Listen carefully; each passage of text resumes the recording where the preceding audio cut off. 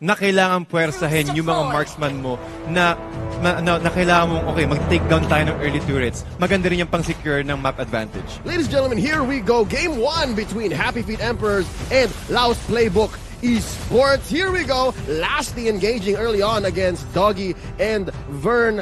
TDZ, pakilala natin ang ating mga players bago pa lumala ang bakbakan because it seems like these two teams are hot. Sobrang init nga naman talaga. Happy Feet Emperors playing the blue side. We have Dogie para sa kanya niya.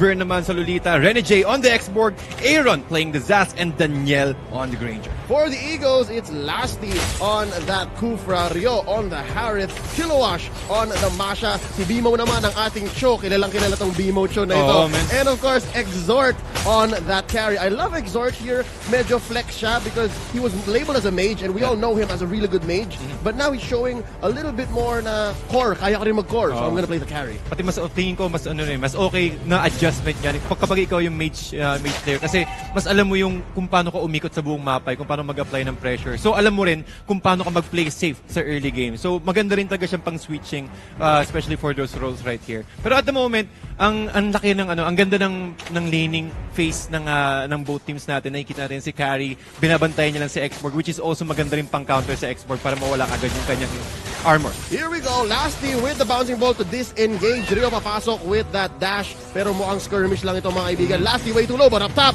let's look at this right now. Rene J using Lasty Sanity as defense mechanism para makataas kay Exhort at kay Bimo. Check it out. Exhort right now, level 4. At medyo maganda ang tingin ng EXP on the side of the Eagles kasi mas marami na sa level 4. But here's Kilowash taking so much damage from Danielle. Point blank, binabarel. Brya! Pati sobrang bilisan din talaga. Well, Masha understands that, okay, sige, pwede tayong pumasok sa loob ng brush area since tatlo yung HP bar natin. However, Rio here with the 7-4 trying to take out Danielle. But sobrang bisa talaga ng mobility niya with the chrono dashes. But Extort on the backside, getting that sandwich play, securing the first blood on the hands of LPE. Surprise! Very good for Exhort here kasi nga, that's gonna go towards his early game, make him build his core items much, much faster. And of course, no one was expecting for him to be in the back like that. Man. Ako, pati hindi mo na kayo na-expect na nandun ka agad yung carry. However, a little bit of skirmishes here. Bimo might go down with the flicker out. Talagang safe na safe ka agad siya. Hive clones. Perfect execution by Aaron, just removing this opportunity. Or para itarap lang din siya sa loob ng Nightmare Spawn. So Nightmare Spawn perfectly placed as well. And also with a nice arrival here from Burns, trying to stop Kiluwas to dish out damage on this tier 1 turret. Here we go in the mid though. Zaman Force has been committed already by Rio to defend against 3 heroes and he is successful. Mga kaibigan, napakaganda nga naman ng galawan dito. Parang tit for tat, sasagutin kita, pero babawi rin ako. Oo, talagang bigayan lang kumaga. Pero hindi rin magpapatalo. Naghahanap yung dalawang teams ng paraan para hindi masayang yung engagement nila. Just like what happened earlier. Diba sa carry, hindi natin ina-expect na nandun ka agad siya. So, talagang naghahanap yung dalawang team ng pagkakataon para lang masulit yung bawat oras na nag-i-engage sila. I'm liking what Dogie is doing here. He has that mask, so he's able to move around the map much more faster. But Lasty being used with the DJ. That's the Divine Judgment. At mukhang magsasurvive si Lasty. Pero tatapusin ni Daniel. That's gonna go towards his Bounty Hunter getting that kill. And here we go, 1v1 up top. Kilowash versus Rene J. By the looks of it, medyo stalemate yung top lane. Ano talaga yan? Kumbaga, naghihintay lang sila na maubos yung mga resources nila. For example, yung Fragago armor ni X-Borg. Once na naubos yung Fragago armor ni X-Borg, atras siya onte, maghihintay siya ulit ng another opportunity. Which is also the same with Masha. Since tatlo yung H-bar niya, yung HP bar niya, kapag naging isa na lang, aatas muna siya ng onte. Wait for 5 seconds and then use the HP restoration. Life recovery, right? Life recovery is so good. I don't know how Rene J here is going to manage that. But here we go. Kilowatt potentially seeing a 3-man gank dashing out. Ang ganda talaga ng flicker kay Masha. Given that she has that Thunderclap to close gaps, pwede rin siya mag-flicker out para humabol or tumakas. Off-screen, ladies and gentlemen, down below, Rio taking out Aaron. And here's a big team fight. Last Insanity in the middle of 4 members. Mukhang tatakbo na si Rene J. But they are underneath their own tower. So medyo lugi dito ang Yung Eagles. ACP. Yeah, indeed. but then again, they are going to take some damage here and they are going to lose BMO alongside Renegade. It's a 2-for-1 trade and it seems like the Eagles are going to win that. Wala naman tatalo nga naman sa Torre. Totoo nga naman talaga. Kumaga parang hirap pumasok din dyan. Kumaga kailangan mo mag-delegate ng maraming hero para lang ma-secure yung kill yun. And while that is happening though, Daniel securing the turtle away from LPE, getting that first turtle take. At tingin ko ang laking opportunity din nun para sa Happy Feet Emperors na makapag-farm and also giving enough time for this Zaz to get his, at least, I think that is a Feather of Heaven for his first item here. And once he got that, should be enough to fight, getting that additional damage and also the attack speed for his Nightmare spawn.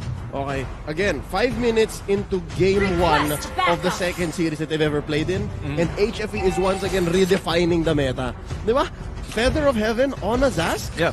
In game 1 against a team like this, it's ridiculous, but Dogie taking so much damage from Exort. He's gonna go down. Zaman Force being committed right here underneath the turret, charging up that Numenon Blast. It gets cancelled. BMO with the Way of the Dragon. Mukhang babagsak dito si Daniel. He needs to back out of here kasi medyo malaki ang range ni Rio. Last Insanity sa gitna ng tatlo at mukhang hindi pa enough para patayin si Lasty at mukhang magbaback out na dito. They'll take that kill. Dogie is good enough for the Eagles. Pati nakita mo naman talaga yung pagkakagamit ng spells, yung Nightmare spawn ni Zaz dito. Talagang nilalagay niya on top dun sa may turret para kung sa, kasi ang hirap sa yung one of the mechanics of the Nightmare spawn. Kapag tumama siya ng 3 beses sa hero, dun papasok yung death ray. Yung continuous damage, magical DPS na sobrang sakit nun. Isipin mo kahit yung tanks magme-melt, it will force the tanks to at least itemize, go for that magical defense para lang mag-survive doon. Plus, if you've used the Dominator's Descent, yung ultimate niya, yung malaking Nightmare spawn, sobrang dali mo makakuha ng stun. Ooh, Kilowashi taking so much damage. Point blank once again from Daniel. He gets the kill. Pero sa gitna naman mo ang bumabawi dito. Ang Eagles, it looks like Lasty is going to use that ball to defend. And here comes Rio. Zaman Force, sulit na sulit, ladies and gentlemen. Vern here trapped between 3 members alongside Dogie. Is there enough damage to finish off the Daniel. left people? Oh my God, Bimo looking really low. At ang babagsak na siya. Daniel gets the kill. Dogie binawian ni Rio. Rio going down. Daniel gets the kill. Sobrang farm natin ng Granger natin dito. Wow. He gets a triple kill. Down goes the ball. Exort waiting. Kaya ba ni Exort to? Tingin ko mahihirapan siya since meron Nightmare spawn doon. Ang ganda! Gusto kong sabihin talaga dito, kudos para kay Aaron. Ang ganda ng pagkakalagay niya ng hives nung after niya gamitin yung Dominator's Descent. Nakapapansin natin 3 kaagad lumalabas dito. However, he will be brought down by Extort here. But medyo miscalculation dito para kay Carry. Hindi niya napansin na cooldown na kaagad yung Rhapsody ni Granger. So, again, the lifesteal from Granger. Sabi nga natin agad dito kanina, ang bilis, ang dami niyang way para makakuha ng HP. Going out and then going back with the BOD and also with the Bloodlust Axe pickup. That's crazy. At on the other side naman, tingnan natin tong ating carry on Exort. Not doing bad himself, sitting at a 3-1-2 at mukhang pabuo na ang kanyang golden staff, I believe. Yeah. That should be that next item over there after the Endless Battle. It's nothing though compared to 6-0-1 on Daniel's Granger. Totoo yun. Grabe yun. Pati kung sa pabilisan ng gamit, mas lamang talaga si Daniel kasi dahil nga sa Bounty Hunter, that's 80 additional gold per kill. So, medyo lamang siya ng 240 with Extort. However, when it comes to scaling, mas maaga talagang mag-scale up yung Granger compared to Carry because again, Carry needs to get at least 2 core items. Maybe kapag nakakuha agad siya ng golden staff, dun pa lang talaga siya magkakaroon ng DN when it comes to basic attacks. But again, with Granger, isang Rhapsody lang, plus the Death Sonata, you can easily breach the back lines.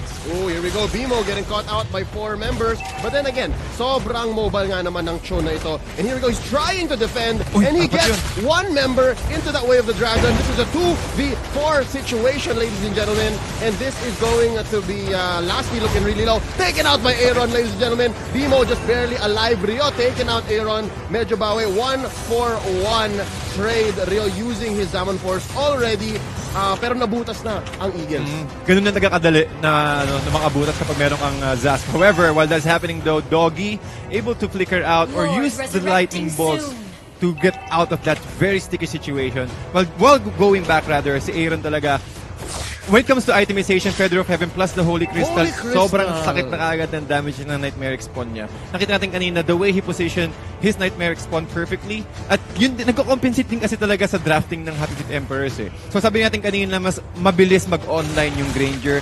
Again, with this Rhapsody, plus the Death Sonata, they also have enough control with the Kaja. If you want to play with the Kaja talaga, you need to go hyper aggressively. And this is the draft that you really want if you want to go with that. Yep, dapat nang gugulang ka. And Dogie has been doing good so far with that.